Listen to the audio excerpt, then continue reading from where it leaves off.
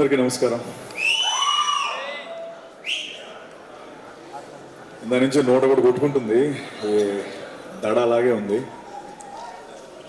అయితే చాలా అన్నయ్య వెళ్ళే చాలా ఈవెంట్స్ నేను చూస్తూ ఉంటాను. అక్కడ డైరెక్టర్స్ కానీ, యాక్టర్స్ కానీ, ప్రొడ్యూసర్స్ కానీ. అయితే ఒకటి ముఖ్యంగా సుమ గారికి నేను థ్యాంక్స్ చెప్పాలి. సుమ గారు థ్యాంక్ యూ వెరీ మచ్. అన్నయ్య నా ఎదురుగా లేకుండా కొంచెం వెనకాల పెట్టి నన్ను సేవ్ చేశారు. నేను కొంచెం టెన్షన్ లేకుండా మాట్లాడచ్చు. అయితే చాలా చాలా ప్రీ రిలీజ్ ఈవెంట్స్లో డైరెక్టర్స్ కానీ, యాక్టర్స్ కానీ మాట్లాడేటప్పుడు ఏం మాట్లాడాలో తెలియట్లేదు అని అనేవారు. అదేంటి అన్నయ్య ఈవెంట్కి వస్తే ఏం మాట్లాడాలో తెలియకపోవడం ఏంటి, ప్రాక్టీస్ చేస్తే మాట్లాడేవచ్చు కదా అనుకున్నాను. లాస్ట్ 4 రోజుల నుంచి నేను ప్రాక్టీస్ చేసింది ఐపీఎస్ ఐఏఎస్ అయ్యి ఉంటే నిజంగా ఈ పాటి కలెక్టర్ కమిషనర్ అయ్యేవాడిని. అయినా ఇప్పటికీ నాకు వచ్చిన ఫస్ట్ మాట ఏం మాట్లాడాలో తెలియట్లేదు. ఐ థింక్ అది అన్నయ్య ఆరా అలాంటిది. ఎంత ప్రిపేర్ అయినా ఆయన ఎదురుగా ఉన్నప్పుడు నోట్లోంచి మాట రాదు. అన్నయ్య మామూలుగా సినిమాలు రిలీజ్ అయిన తర్వాత హిట్ అవుతాయి. నేను ఆనెస్ట్గా చెప్తాను, మా సినిమా ఆల్రెడీ హిట్టే. మీరు ప్రీ రిలీజ్ ఈవెంట్ రావడం మా సినిమా చాలా పెద్ద హిట్. అది మా టీం అంతా మేము నమ్ముతున్నాం. అండ్ ఎక్కడో వైజాగ్లో ఆయన చూద్దామని లాఠీ దెబ్బలు తిన్నప్పటి నుంచి ఆయన చేసిన స్టంట్లన్నీ నేను ప్రాక్టీస్ చేసి ఈ పచ్చబొట్టు పొడిపించుకున్నప్పటి నుంచి, దీన్ని పచ్చబొట్టు అంటాను నేను ఈ దెబ్బని.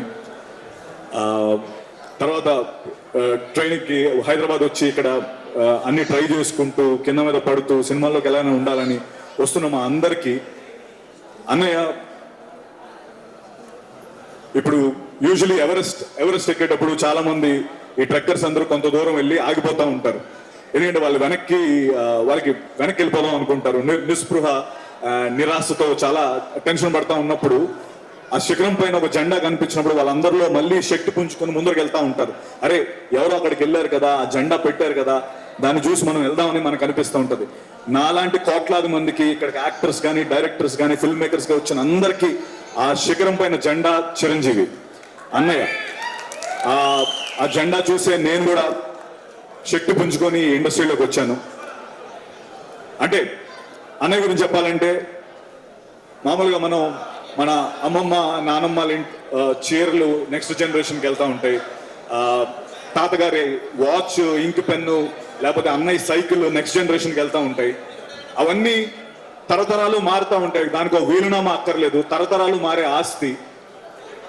అన్నయ్య తరతరాలు వీలునామా లేకుండా మారే ఆస్తి. నేను అది నా లైఫ్లో చూశాను. నేను రౌడీ అల్లుడు సినిమా నా ఫస్ట్ సినిమా. తర్వాత మా ఇంట్లో నేను ఠాగూర్ తీసుకెళ్ళాను. మా బుడ్డోడు నిక్కిగాడు నన్ను వాల్టర్ వేరేగా 3 సార్లు పట్టుకెళ్ళాడు.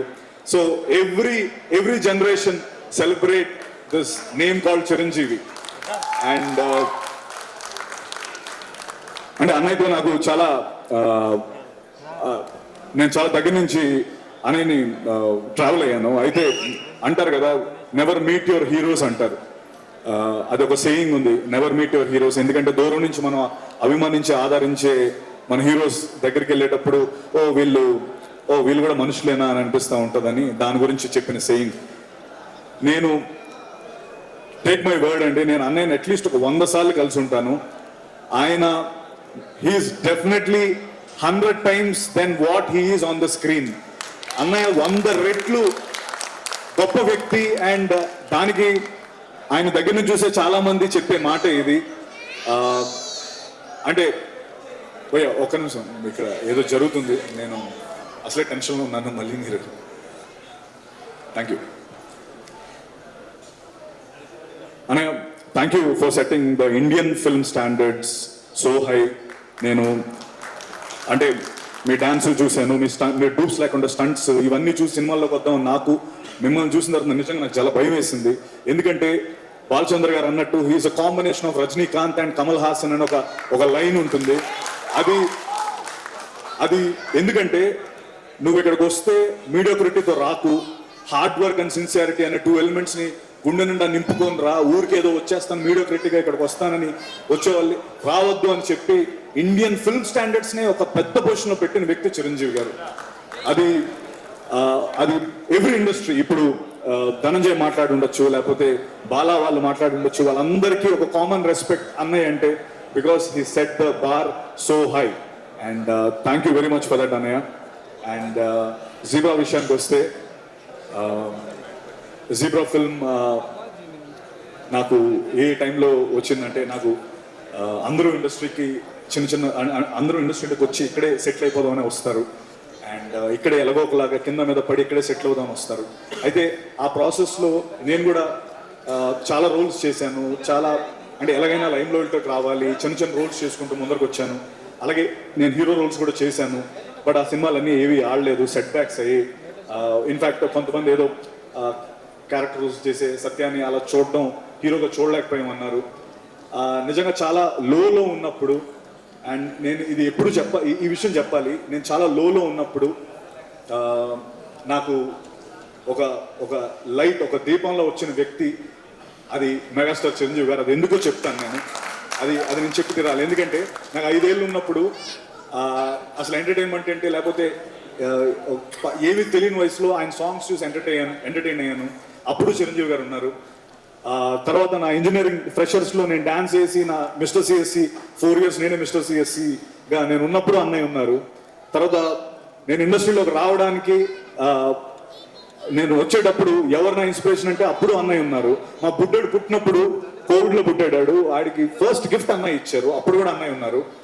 అండ్ నేను చాలా లోలో ఉన్నప్పుడు నేను అందరూ ఇలా అంటే నేను ఇండస్ట్రీ నన్ను రోల్స్ చేసుకోమంటుంది, లేకపోతే నాకు అంటే నీకు హీరో రోల్స్ కాదు, నువ్వు ఇదైతే ఇంకెక్కువ డబ్బు సంపాదిస్తావు అని కొంచెం చాలా లోలో ఉన్నప్పుడు సినిమా రానప్పుడు నాకు అన్నయ్య పిలిచి ఒక మాట చెప్పారు. ఏంటంటే, సత్య నేను ఈ పర్టికులర్ పాత్ర నీకు ఇస్తున్నానని నువ్వు వేరేగా అనుకోకు, నేను ఎందుకు ఇస్తున్నానో నీకు రీజన్ చెప్తాను.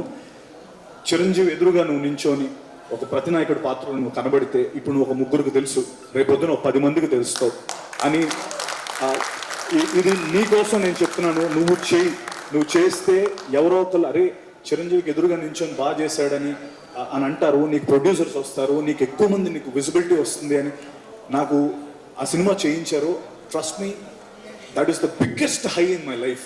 గాడ్ ఫాదర్ అనే సినిమా నా బిగ్గెస్ట్ హై. ఎందుకంటే ఈ విషయం నేను చెప్పాలి, ఎందుకంటే నేను గాడ్ ఫాదర్ సెట్స్లోకి వెళ్తున్నప్పుడు కానీ లేకపోతే ఇండస్ట్రీలో చాలామంది వ్యక్తులు కానీ అరే చిరంజీవి ఎదురుగా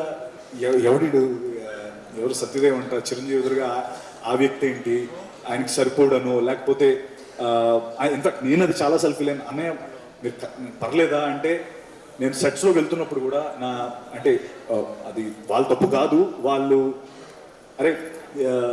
చూపులు నాకు తగిలేవి. అంటే ఏంటి ఎవడు నడుచుకొని వెళ్ళిపోతున్నాడు, చిరంజీవి గారి సెట్ ఇది, ఈడు విలన్ ఏంటి, లేకపోతే ఈడు ప్రతినాయకుడు ఏంటి అని అనుకుంటున్నప్పుడు ఆ హాల్ చివర్లో కుర్చీలో కూర్చొని ఒక చిన్న స్మైల్, ఆ గ్రే స్మైల్తో చూస్తూ సత్య మై బాయ్ కమ్ హియర్ అని నన్ను పిలిచిన కమ్ హియర్ బ్రదర్ అని చెప్పి కూర్చోబెట్టి, ఏంటి నీకు ఏమైనా టెన్షన్గా ఉందా లేకపోతే ఏమైనా ట్రస్ట్ మీ, ఎవ్వరు నేను నమ్మక్కర్లేదు, నేను నమ్ముతున్నాను, సినిమా రిలీజ్ అయిన తర్వాత నువ్వు చూడు అని చెప్పి first day morning US show పడిపోయిన తర్వాత God father film first US show పడిపోయిన తర్వాత మార్నింగ్ 6 o'clock అన్నయ్య నాకు ఫోన్ చేసి, నేను చెప్పానా ఇదే జరుగుతుందని చెప్పాను, ఏం రాశారు చూసావు నీ గురించి అని చెప్పి ఫోన్ చేసి నాకు నిజంగా ఆ రోజు కంట్లో నీళ్ళు తిరిగాయి. అంటే ఎస్, నేను ఏం సాధించాననడానికి చిరంజీవి గారి నమ్మకాన్ని నిలబెట్టాను, అది చాలు నాకు. అంటే అండ్ అనే మీరు ఆ రోజు ఎందుకు అది జీబ్రా ఎందుకు కనెక్ట్ అయింది, ఎందుకు అది వెరీ ఇంపార్టెంట్ ఫర్ జీబ్రా అంటే, ఆ రోజు మీరు చెప్పిందే గాడ్ ఫాదర్ సినిమాలో చిరంజీవి గారు ఇతను పెట్టారు అన్న నమ్మకంతోనే బాలా, దినేష్, ఎస్ఎన్ రెడ్డి గారు నాకు ఈ సినిమా ఇచ్చారన్న, జీబ్రా అనే సినిమా. సో మీరు చెప్పిందే జరిగింది. ఈ సినిమా చూసి నీకు ఇంకా పెద్ద సినిమా వస్తుందని చెప్పారు. ఇది నా biggest film in my life, my career. ఇంత డబ్బు పెట్టి బాలా, దినేష్ గారు, ఎస్ఎన్ రెడ్డి అన్న ఈ సినిమాకి ఇంత డబ్బు పెట్టి నాకు ఇంత పెద్ద క్యాన్వస్ ఇచ్చారు. ఆ సినిమా కూడా అన్నయ్య రావడం, దాన్ని మళ్ళీ ముందు నాకు ఎంకరేజ్మెంట్ ఇవ్వడం, నేను ఇది ఎప్పటికీ మర్చిపోలేను. నేను ఒకటే చెప్తున్నాను మీ అందరికీ, ఈ సినిమా నా డెబ్యూ లాంటిది. ఎందుకంటే ఇప్పటి వరకు నాకు ఇంత కాస్ట్ కానీ లేకపోతే ఇంత మంచి యాక్టర్స్ కానీ ఇంతమంది టెక్నీషియన్స్ కానీ నాకు ఒక డెబ్యూ ఫిల్మ్కి ఓ హీరోకి దొరికేలాంటి అంత మంచి కాస్ట్ దొరికింది, టెక్నీషియన్స్ దొరికారు. అండ్ నేను ఒకటి ప్రామిస్ చేయగలుగుతాను, ఇప్పటి వరకు చేశాను, సెట్ బ్యాక్స్ చూశాను, అండ్ అన్నయ్య ప్రోత్సాహంతో ఈ సినిమా నేను నిజంగా చెప్తాను, this zebra is dedicated to అన్నయ్య, బికాస్ అన్నయ్య వల్లే నాకు ఈ సినిమా వచ్చింది, అన్నయ్య గారు చెప్పిన మాట వల్లే నాకు ఈ సినిమా వచ్చింది. And thank you. అండ్ నేను చెప్తున్నాను, ఇక్కడ నుంచి నెక్స్ట్ ఫుల్ బాటిల్ అనే సినిమా రాబోతుంది. అందులో నేను ఒక తాగుబోతు క్యారెక్టర్, ఒక ఆటో డ్రైవర్ క్యారెక్టర్ చేశాను. అది కూడా సూపర్ ఎంటర్టైనర్, అది క్రేజీ ఎంటర్టైనర్. ఇక్కడ నుంచి ఐ ప్రామిస్ యూ ఒక కొత్త సత్యదేవన్ మీరు చూస్తారు. నేను I'll make sure I'll give you the best films, and love you all for always encouraging me, and just Bala Dinesh, thank you. ఎంతో దీంతో మీరు మా తెలుగు ల్యాండ్లోకి వచ్చి ఈ సినిమా చేద్దాం అనుకుంటున్నారు. థ్యాంక్ యూ రెడ్ అన్న, థ్యాంక్ యూ వెరీ మచ్. మీ సపోర్ట్ నేను ఎప్పటికీ మర్చిపోయింది కదా, backbone of the film. అలాగే Dhana, my brother, we became so, అంటే ధనా కెరియర్ నా కెరియర్ ఆల్మోస్ట్ ఒకలాగే ఉంటుంది, అండ్ మీ ఇద్దరం దాని గురించి ఎప్పుడు మాట్లాడుకుంటాం. ఇన్ఫ్యాక్ట్ నాకు ఎప్పుడైనా ఇంకా నేను అంటే నా మీదకి ఏదైనా నేను వచ్చిందంటే ఫస్ట్ ధనా ఫోన్ చేసి, ధనా నాకు ఇలా ప్రాబ్లం ఉందని చెప్పి అంత క్లోజ్ అయ్యాం. Thank you Dhana. And Eshwar Karthik, definitely బడి జనరల్గా నా లెవెల్ వరకు వచ్చేటప్పటికి స్క్రిప్ట్స్ అన్ని ఫిల్టర్ అయిపోతాయి, బట్ నాకు ఫస్ట్ ఈ కథ తెచ్చినందుకు నేను రుణపడి ఉంటాను Eshwar. Thank you so much. And one last time sorry Prashanth, thank you Prashanth, busy స్కెడ్యూల్లో వచ్చావు, thank you very much. Ravi గారు, thank you so much sir, ఈ సినిమాని సపోర్ట్ చేస్తున్నందుకు thank you very much. Amrutha, Jennifer, thank you very much. And megastar, నేను ఇంకా చాలా మాట్లాడదాం అనుకున్నాను గురు, నాకు నిజంగా ఇప్పటికీ ఆ టెన్షన్ ఇంకా ఆడుతూనే ఉంది.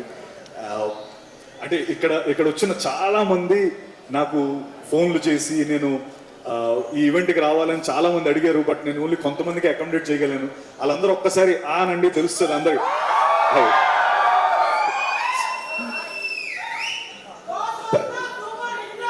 ఎస్, థ్యాంక్ యూ అన్య.